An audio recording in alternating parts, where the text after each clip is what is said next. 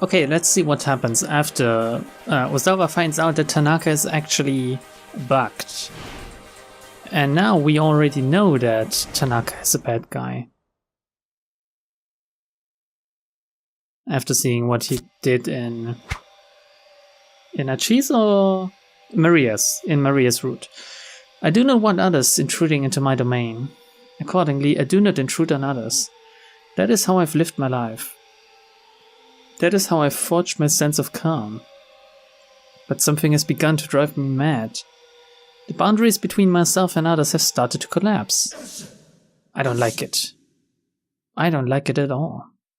I will become something other than myself. And that is one thing I fear I could never bear. Oh no, you don't. Kajiwara tackled Tanaka as he strode toward the door. The two men collapsed in a heap in the front entryway. Hey, Tanaka barked. What are you doing? Hold still. Kajiwara ran his bug tracker over Tanaka's body. It began beeping loudly. Aha! Kajiwara pulled off Tanaka's necktie clip. It's a listening device. Tanaka's face went pale. Oh. Where did you get this? Kajiwara demanded. Well... Tanaka trailed off into silence. I gave it to him. Oh, it was I who had appeared on the second floor landing. You were listening in? Ozawa asked brokenly. Ma'am, Kajiwara said. Would you mind explaining this?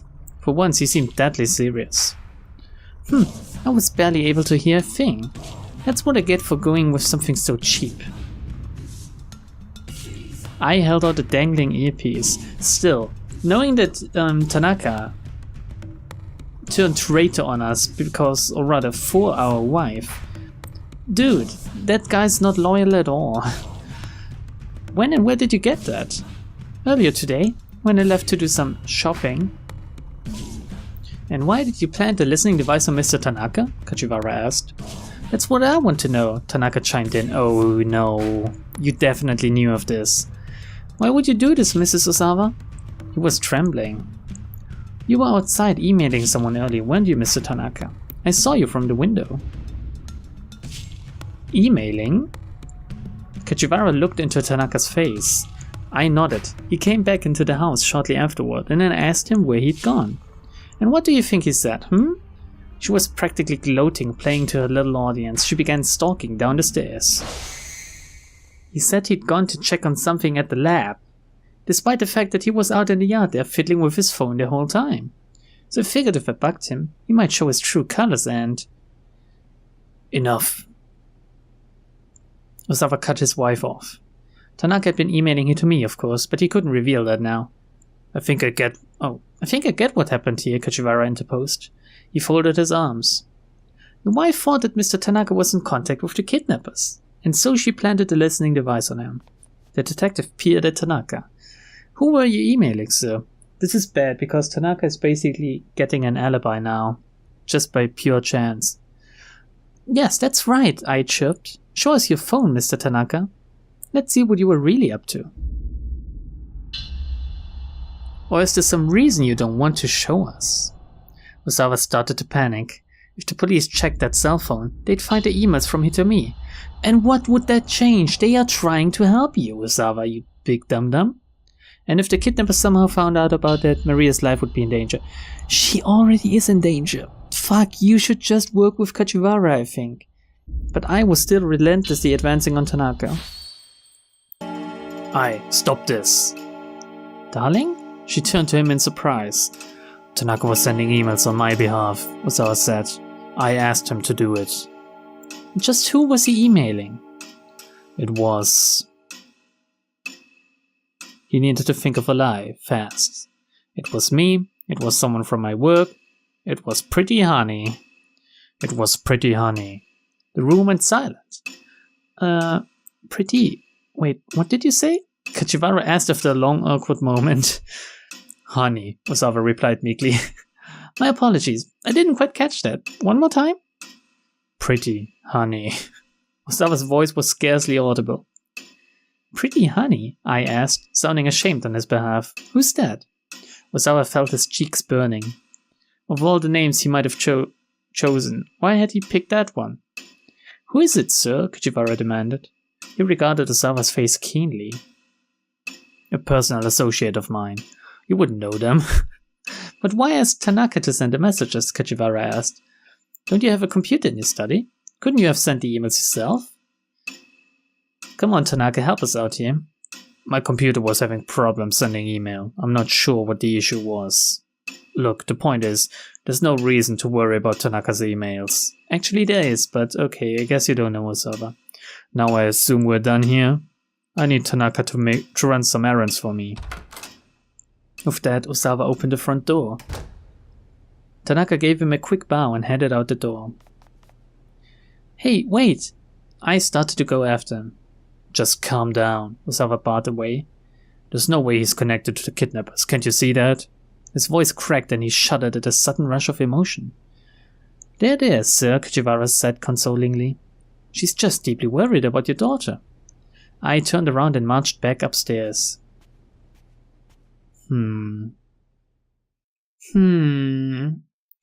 But still, if she's that worried, giving a tie clip as a gift seems a bit... Clothing accessory meant to hold one's necktie in place. In the old days, they were a quintessential part of the salaryman's outfit along with cufflinks and a company badge. Recently, tie clips have come back into vogue, with some older men now more frequently referred to as tie bars. Okay, I know them as clips, but okay. Kajiwara's muttering trailed off. What do you mean? Osawa asked. Nothing. Not important.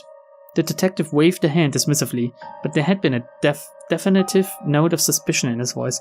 Yeah, I think Kajiwara is actually one of the only people we can trust so far. Because you don't get that everywhere, basically. You have to custom make that, right? A listening device that small. Well, back to work, Kajiwara headed back into the living room.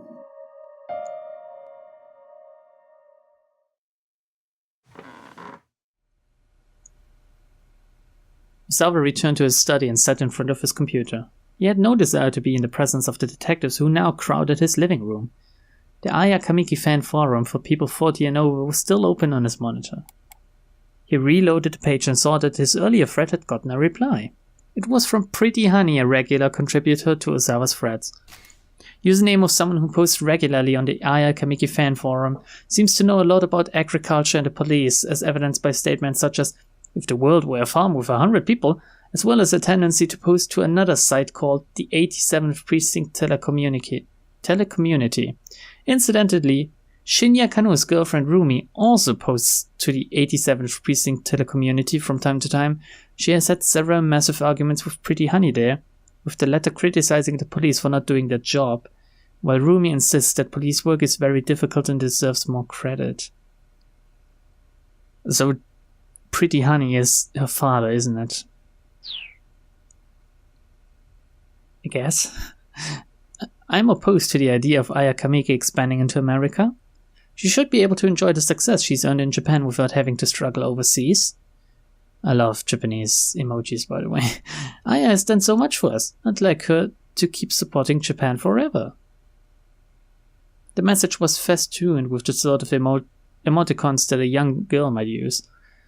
Pretty Honey claimed to be a 19-year-old female college student. Although the community was meant for Aya Kamiki fans 40 and over, the settings allowed anyone to post there. The only young woman among the members, however, was Pretty Honey. The thread continued. By the way, have you tried the Aya fortune teller yet? There's a link below. Fortune telling, huh? The practice of determining a person's future luck or life events using cards, horoscopes, and or other methods of divination. Most people believe such prognostication when it foretells something good, and don't believe it when the outlook is bad. That's about as much faith in fortune telling as someone should have.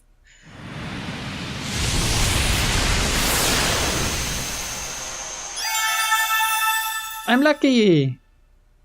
Yes! Yes! I guess that's a weird way to do it, but okay. Osawa stared. Should he ask it whether Maria was safe? If it gave him a good answer, he'd believe it. If it were a bad answer, he wouldn't. It might be worth a shot just for the peace of mind it'd bring. He clicked the link and the Aya fortune teller page came up. It asked you to enter your birth date and sex, and then Aya Kamiki would offer her advice. Osawa followed the instructions, entering his date of birth, selecting male, and then clicking next. Your daughter is dead! A few seconds later, his fortune was displayed.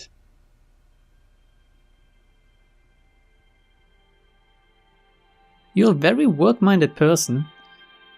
Okay. He'd hoped for some insight on Maria, but instead it was just a write-up about his personality. What did you fucking expect? How would it know about your kidnapped daughter, seriously? You'd never be able to get by without the devoted support of those around you, but you probably don't realize that, do you? It's a big mistake to think you can get through all of life's challenges on your own. There's nothing cool about being ignorant. If you don't get over your indifference to the world might start to harbor quite a grudge. Find a way to connect more deeply with the people around you and start living a better life before it's too late. Just do that and you're sure to have a wonderful future ahead. Famous people who got your result. Shunisuke Uarai. Oh, the head of the Wandering Angels, yes.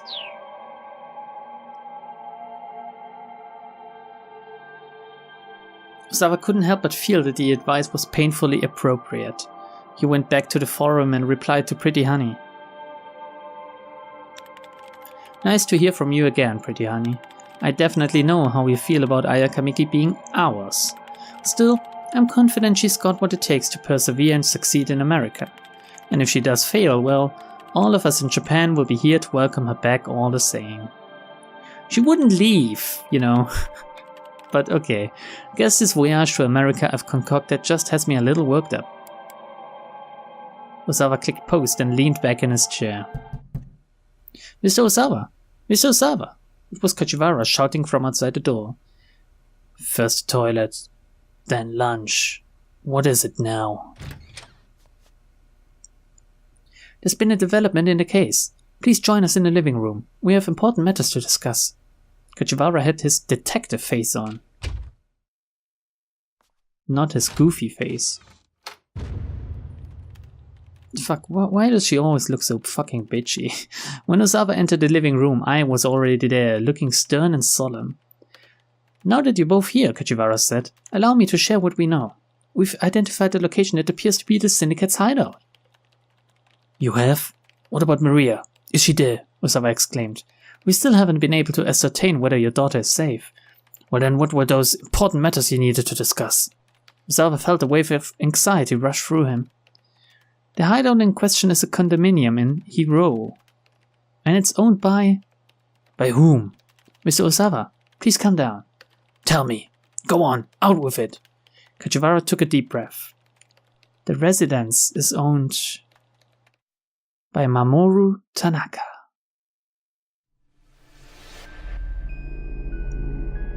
Osawa was speechless. He couldn't process what he was hearing. Tanaka? So they did a double bluff, basically. Tanaka is suspicious. No, he isn't. It's just I doing suspicious activity. No, actually, Tanaka is actually suspicious. Lies! I shrieked. Just what are you implying? That Mr. Tanaka is the kidnapper? Where's your proof? With all due respect, ma'am, weren't you suspicious of Mr. Tanaka yourself? Well, I suppose, but... You did go so far as to stick a listening device on him. Flustered, I withdrew into a vacant silence. The sudden ringing of the phone startled everyone in the room. Was that Tanaka? No, it couldn't be. There was no way. The phone was wiretapped. The detective wearing the headset nodded to Kajiwara, who in turn motioned for Osawa to pick up. Hello, he said cautiously. Ah, hello. Is this the home of Maria Osawa? The voice was not Tanaka's. Osawa didn't recognize it, but the veil of despair that hung before him thinned slightly. Is this the home of Hitomi Osawa? This time the man on the phone used Hitomi's name instead. Yes, that's right. The caller immediately hung up. Now that's fucking creepy, isn't it? As Osawa stood there dumbstruck, Kajiwara gently took the receiver and hung up the phone. One of the detectives addressed Kajiwara. We've traced the source of the call to a cell phone. Also, we've pinpointed the base station used. Inform Director Kose so he can prepare a team just in case. Just in case? Osawa asked. What do you mean by that? Kajiwara frowned slightly. Just because this is a kidnapping case doesn't mean that every phone call comes from the kidnapper. We'll look into it, of course, but... Ah, I see. Besides, right now, confirming Mr. Tanaka's whereabouts takes priority. Don't you agree? Osawa nodded. Someone should call him, the detective added. I'll do it.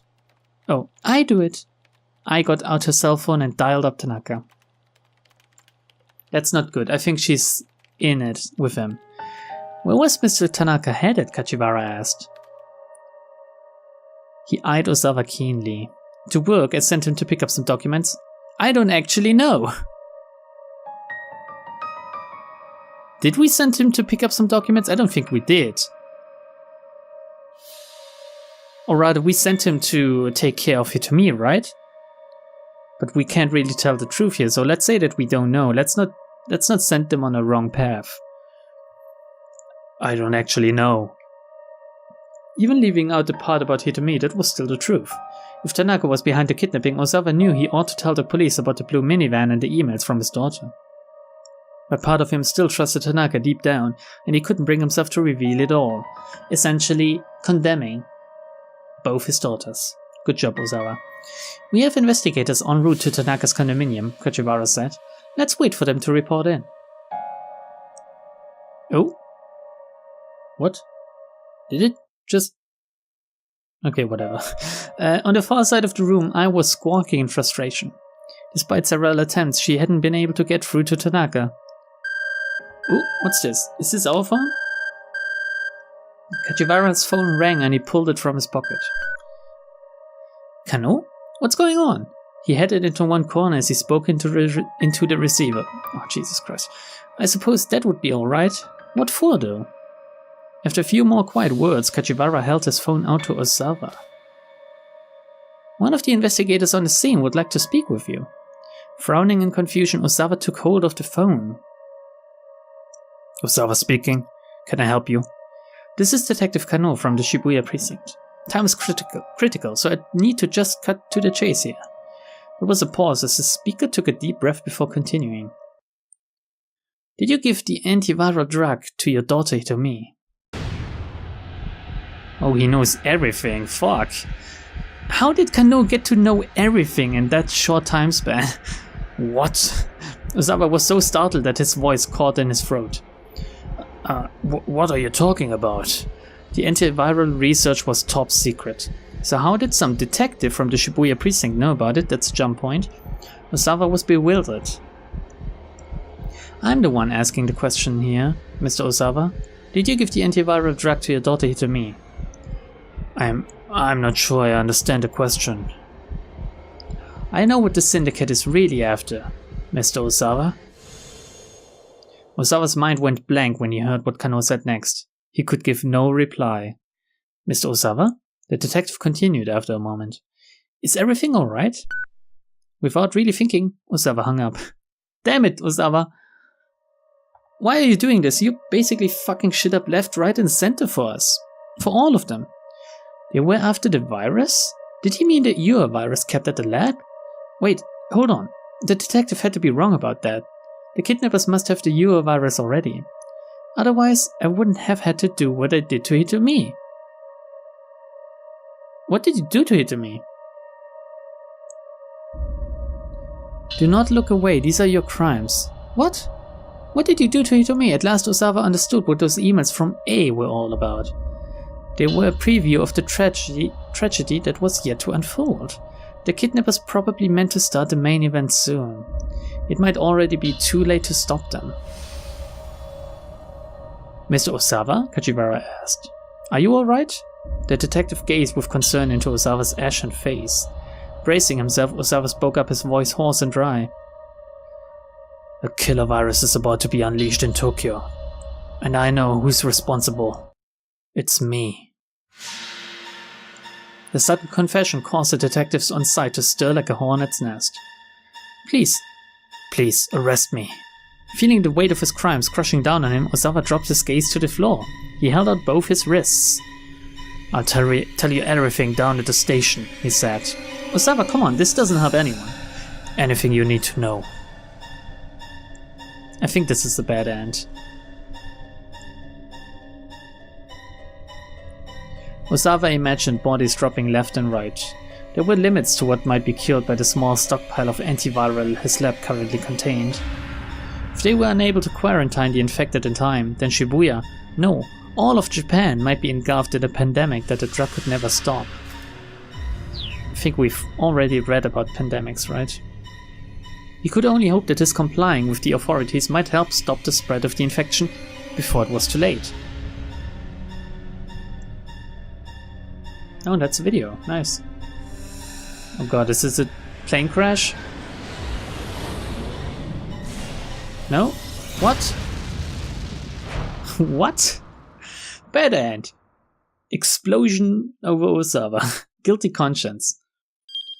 The thought of the UA virus devastating Japan filled Osawa with despair. Blaming himself, he asked to be arrested. But this only happened because of what Kano said to him. A simple error in word choice led Osawa to a completely wrong conclusion. Kano ought to properly inform Osawa just what the kidnappers are after. I guess we have to do Kano next, right? Okay, I can live with that.